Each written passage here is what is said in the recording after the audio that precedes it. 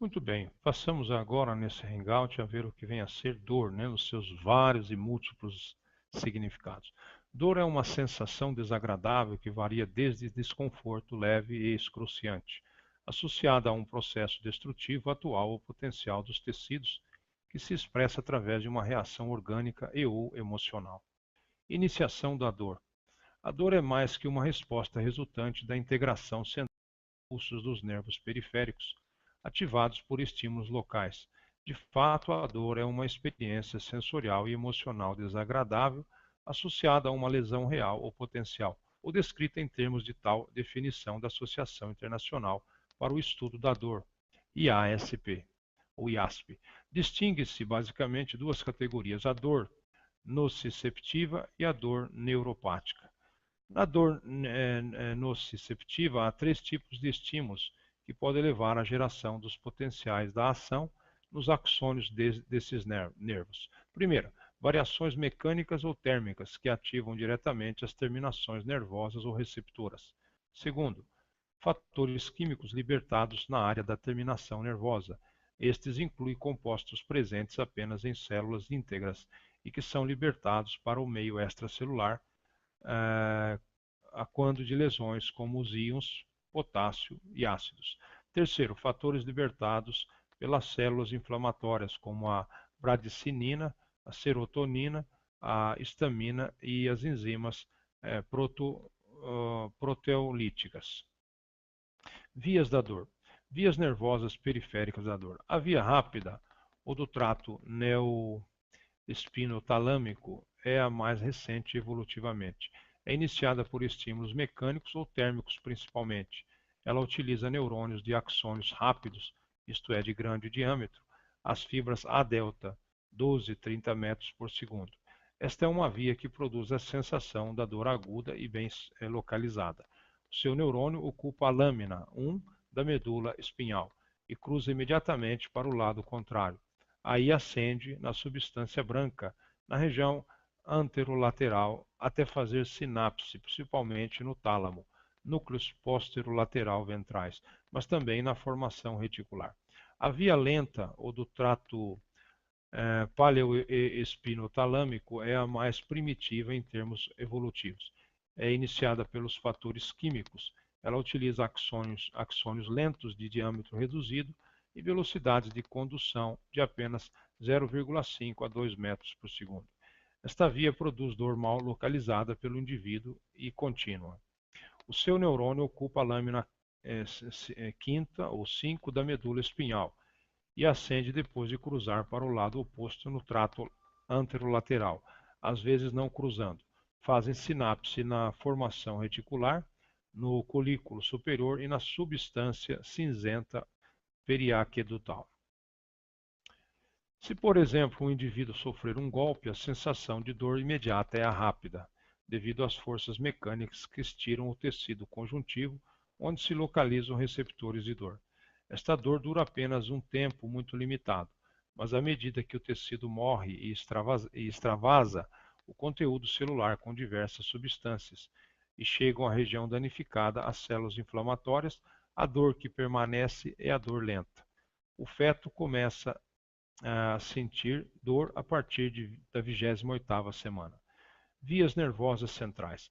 As sensações corporais, táteis, térmicas e dolorosas convergem para o tálamo, que funciona como uma rede de interpretação sensitiva em alguns de seus núcleos, alguns dos quais emitem projeções ao córtex cerebral, a partir do qual é possível a consciência da sensação dolorosa, ou seja, este é o momento neural após o qual a dor pode ser percebida.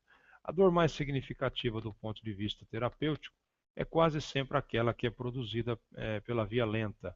A via rápida produz apenas sensações de dor localizada e de duração relativamente curta, que permitem ao organismo afastar-se do agente nociceptivo. Mas geralmente não é causa de síndromes e em que a dor seja a principal preocupação terapêutica. A dor crônica tem origem quanto aos impulsos recebidos pela via lenta são integrados na formação reticular do tronco cerebral e no tálamo. Já a este nível, há percepção consciente vaga da dor, como é demonstrado em animais a quem foi retirado o córtex. O tálamo envia os impulsos para o córtex somatosensor e para o giro cingulado. No córtex cingulado é processada a qualidade emocional ou afetiva da dor, sistema límbico, enviando impulsos de volta para o córtex somatosensor. É aí que se originam qualidades mais precisas, como tipo de dor, localização e ansiedade emocional. A dor tem um efeito de estimulação da maioria dos circuitos neuronais. Estes efeitos são devidos à ativação de circuitos a nível dos núcleos intralaminares do tálamo e das formações reticulares pelos axônios do tipo C, lentos, que aí terminam. A ativação por estas fibras das formações reticulares leva à ativação em spray do córtex cerebral e principalmente do lobo pré-central, já que a formação reticular também é responsável pela regulação do estado de vigília. Esta estimulação traduz-se num maior estado de alerta à excitabilidade do doente que sofre de dor, principalmente se esta é aguda. Sistemas analgésicos. A intensidade com que pessoas diferentes sentem e reagem a situações semelhantes, causadoras de dor, é bastante variada. Esta variação deve-se não tanto a uma ativação diferente das vias da dor, mas a uma facilidade diferente nos indivíduos na ativação das vias analgésicas naturais. A via analgésica principal tem 4 componentes principais de modulação para a percepção da dor no ser humano. Primeiro, as áreas cinzentas periaquedutais e periventriculares do mesencéfalo e ponte superior, em volta do aqueduto de Sylvius. Envio axônios que secretam encefalinas, que são opioides naturais, atuam no receptor dos opioides. Segundo, núcleos magnos da RAF e reticular gigantocelular, localizados na ponte inferior e medula superior.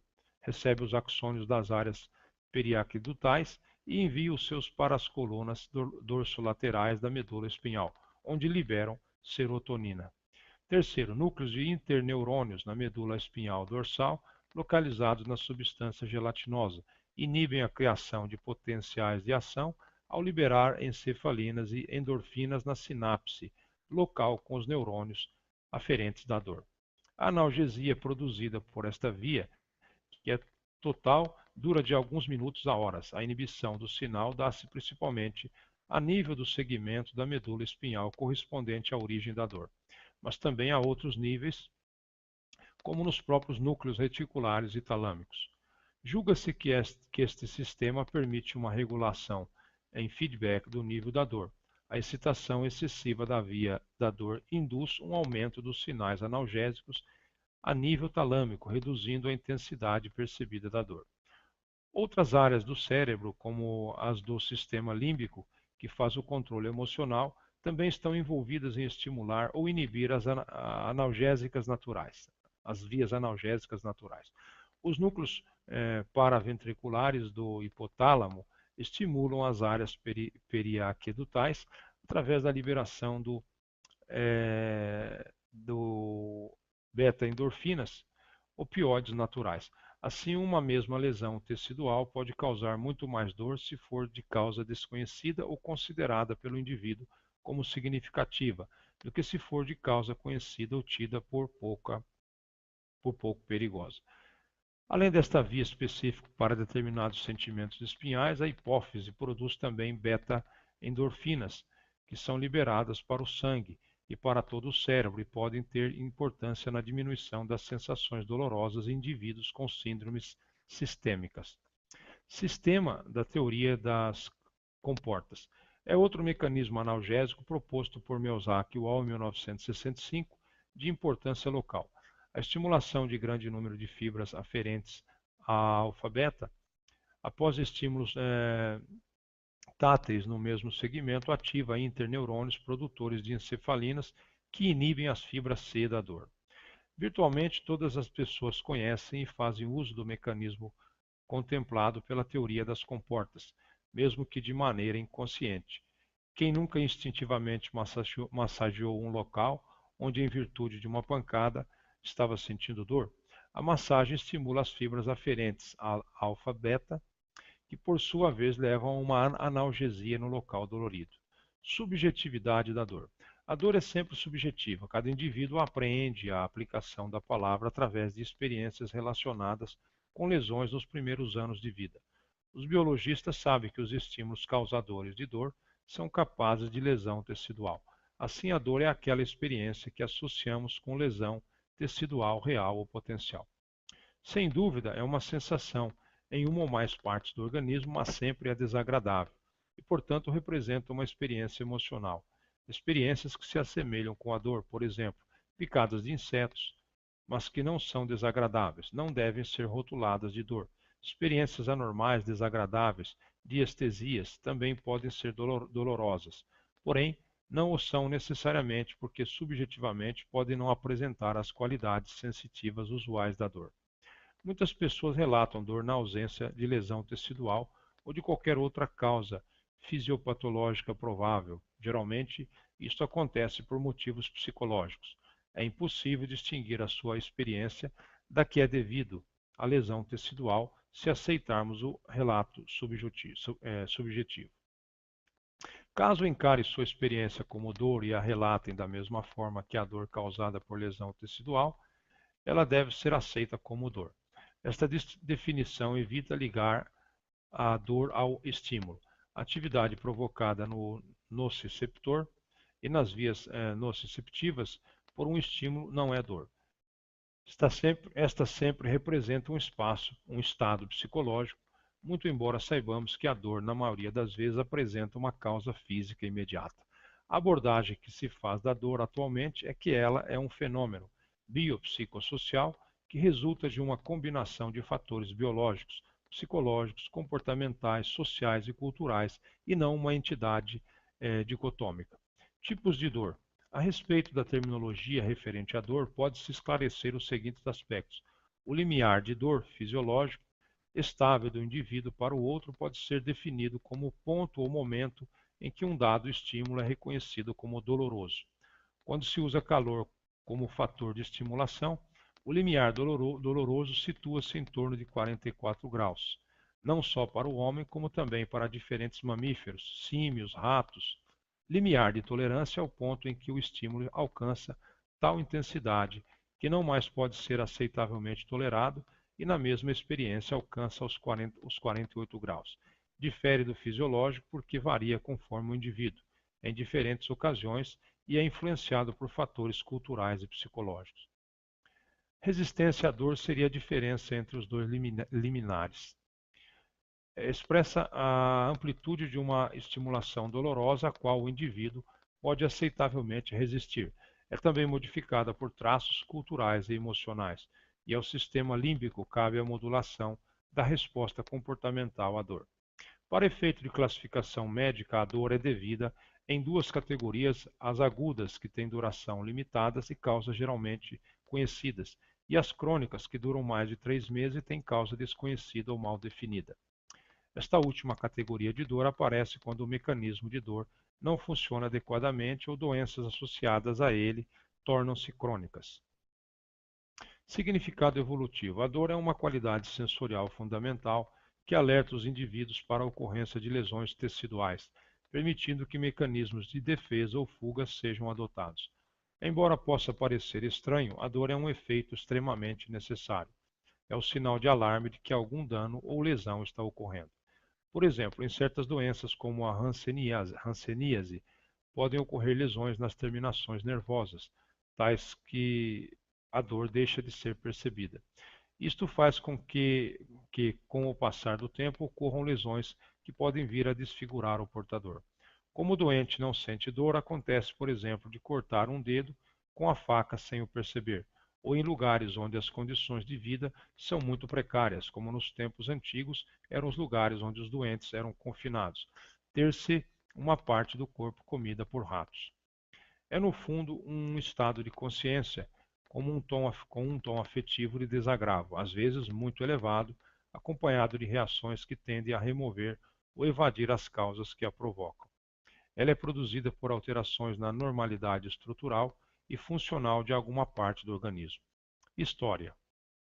As civilizações antigas escrevem em placas de pedra os primeiros relatos de dor e o tratamento utilizado: pressão, água, calor e sol.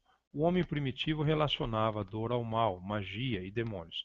O alívio da dor era a responsabilidade de feiticeiros, xamãs e sacerdotes que utilizavam ervas, rituais e cerimônias no manejo. Os gregos e romanos foram os primeiros a teorizar sensação e a ideia de que o cérebro e o sistema nervoso tivessem um papel na produção e percepção da dor. Aristóteles foi quem estabeleceu sua ligação com o sistema nervoso central. Apenas durante o Renascimento, entre 1400 e 1500, que foram encontradas evidências para esta teoria. Leonardo da Vinci e seus contemporâneos acreditavam que o cérebro era o órgão responsável pela sensação. Da Vinci também acreditava que era a medula espinhal, que transmitia sensações ao cérebro. No século 17 e 18, o estudo do corpo e das sensações continuou a ser uma fonte de descobrimento para os filósofos. Em 1664, o filósofo francês René Descartes descreveu o que hoje é conhecido como a via da dor. Descartes ilustrou como estímulos como o fogo em contato com o pé viajam até o cérebro e comparou a sensação de dor com o soar de um sino. No século XIX, iniciaram-se os avanços científicos para a terapia da dor. Médicos descobriram que ópio, morfina, codeína e cocaína poderiam ser utilizados no tratamento do quadro. Essas drogas levaram ao desenvolvimento da aspirina, até hoje o analgésico mais comumente utilizado. No mesmo século, com o desenvolvimento da seringa hipodérmica e anestesia geral e local foram aperfeiçoados e aplicados durante as cirurgias. A avaliação da dor. A dor deve ser qualificada para um melhor tratamento. Para tal, existem vários instrumentos de avaliação, sendo que os mais usuais são escala visual analógica, EVA, varia de 1 a 10, escala numérica, escala qualitativa e escala de faces. Estes instrumentos de avaliação são unidimensionais, permitindo quantificar apenas a intensidade da dor. Os mecanismos ideais de avaliação são multidimensionais, levando em conta a intensidade, localização e o sofrimento ocasionado pela experiência dolorosa. Um exemplo de método multidimensional para a avaliação da dor é o questionário McGill, proposto por Melzack. Hoje em dia, e cada vez mais nos locais onde se prestam cuidados de saúde, se pretende quantificar a dor de modo a sua eliminação, tornando assim maior a qualidade de vida dos utentes.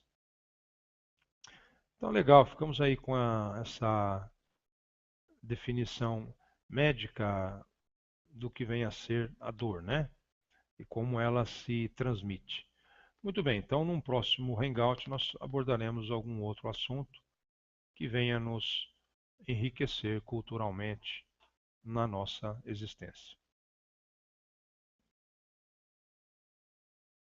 Há 3 tipos de estímulos que podem levar à geração dos potenciais da ação nos axônios desses nervos. Primeiro, variações mecânicas ou térmicas que ativam diretamente as terminações nervosas ou receptoras. Segundo, fatores químicos libertados na área da terminação nervosa. Estes incluem compostos presentes apenas em células íntegras e que são libertados para o meio extracelular quando de lesões como os íons potássio e ácidos.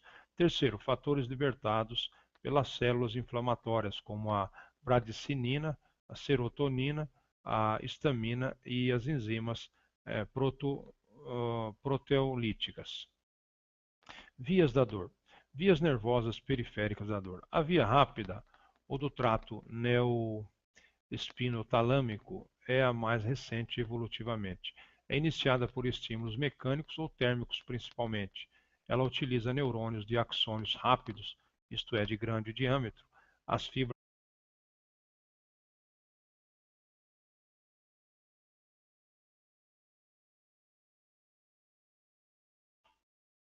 Muito bem, passamos agora nesse hangout a ver o que vem a ser dor, né, nos seus vários e múltiplos significados.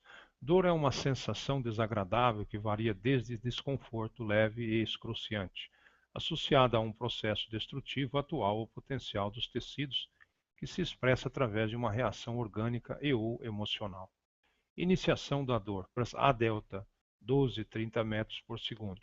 Esta é uma via que produz a sensação da dor aguda e bem localizada.